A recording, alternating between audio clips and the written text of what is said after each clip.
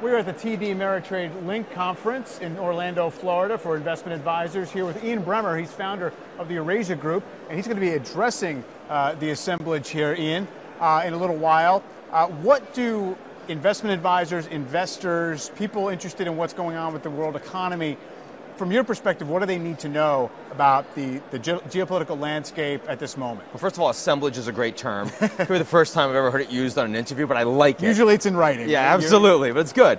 Look, I think the thing that they most need to know that they don't, and they're aware of the fact that geopolitics are more destabilizing than the markets presently suggest. They get that, and they understand North Korea and the rest. They don't understand just how much the rise of China, the stable rise of China, both economically and most importantly technologically, is completely changing the nature of the global marketplace and is actually in some ways unwinding globalization, shrinking supply chains, but creating a much more zero-sumness between our big tech firms, their big tech firms, our big data, their big data, and therefore our ability to work together.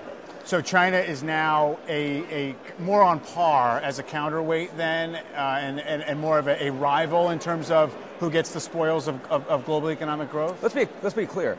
China is now already an economic superpower, not a military, but they are. And they are clearly a technological superpower as well. 5 years ago, you wouldn't have said either of those things. And they are using their government to actively support that position domestically and internationally. Our government's not. We're focusing on jobs, we're focusing on manufacturing, we're focusing on the military and defense. Those are frankly mostly 20th century things. The Chinese are focused primarily on 21st century things, and I think that creates the potential for an awful lot of conflict. How does that manifest itself for our, let's say, our global tech companies as they try to grow internationally? Yeah. What walls are they running up against if in fact China is now, the threat? Well, number one, it means they're not global. Sure. So, I mean, if you look at Amazon, Facebook, Google, they don't have access to the world's largest internet market, the world's largest data market.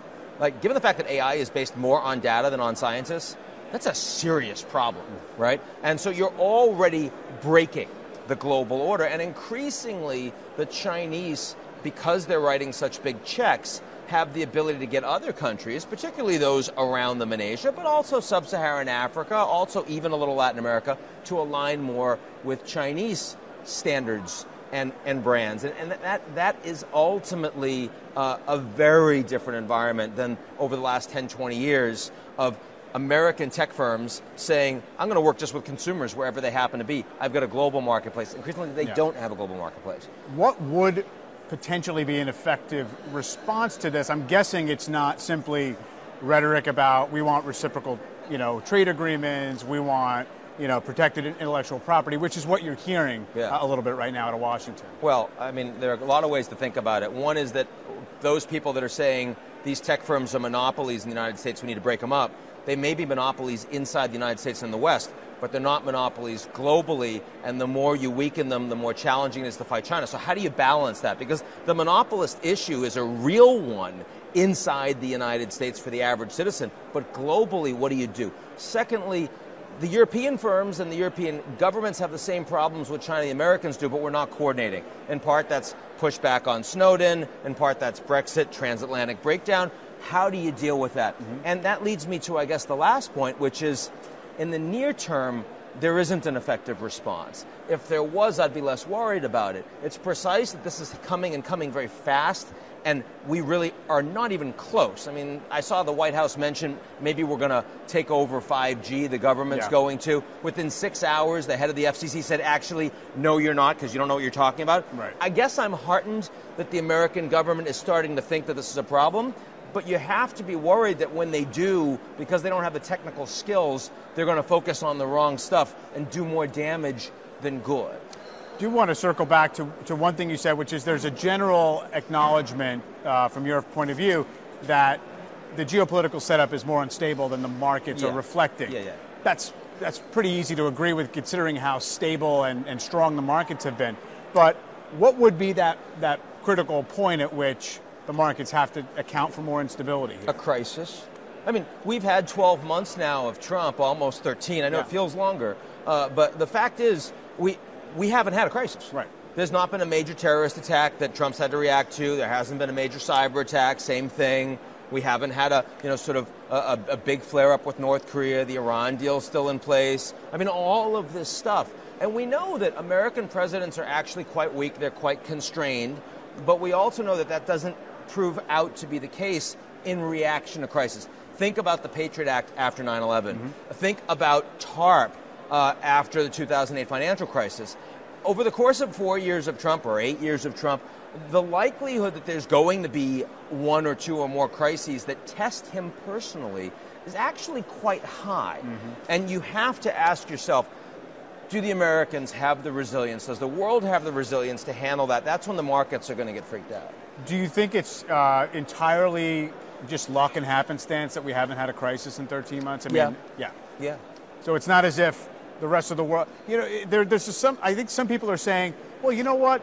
This kind of cavalier talk toward the dictator of North Korea, look at that. It didn't hurt anything, right? And look, maybe Brexit in fact it was a crisis, somehow. right? And Brexit almost didn't happen. And then we wouldn't be worried about it. And now it is, and now you've got this governance disaster inside the UK, and their economic figures are by far the worst in all of Europe, and they really shouldn't be, right? I mean, Trump was almost not elected, right? And if he wasn't, then we wouldn't be talking about the rising populism in the United States, because, you know, Hillary was able to shut down Bernie Sanders, and so then everything's fine for another 4 years. So we're very path dependent. We don't think about the actual underlying probabilities, and yeah, I mean, maybe a North Korea war is only 10% likely right now.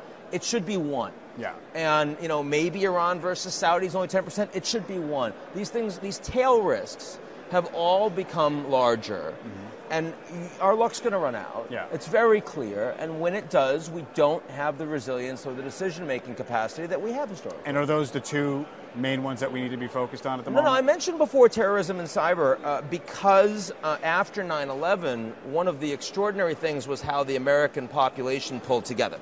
How even George Bush said, you know, Muslims are, you know, Islam is love and we need to work together. That was George Bush. And it really made a difference. And I don't think there's anyone out there that believes that in a Trump administration, with the Congress and the country as divided as it is right now, even the cable news, right? No one believes that in reaction to that kind of a strike, that America would come together. And I think that is a deeply concerning thing. All right. Those are the things we have to keep an eye on. Thank you, Ian. Appreciate it. Hey there, thanks for checking out CNBC on YouTube. Be sure to subscribe to stay up to date on all of the day's biggest stories. You can also click on any of the videos around me to watch the latest from CNBC. Thanks for watching.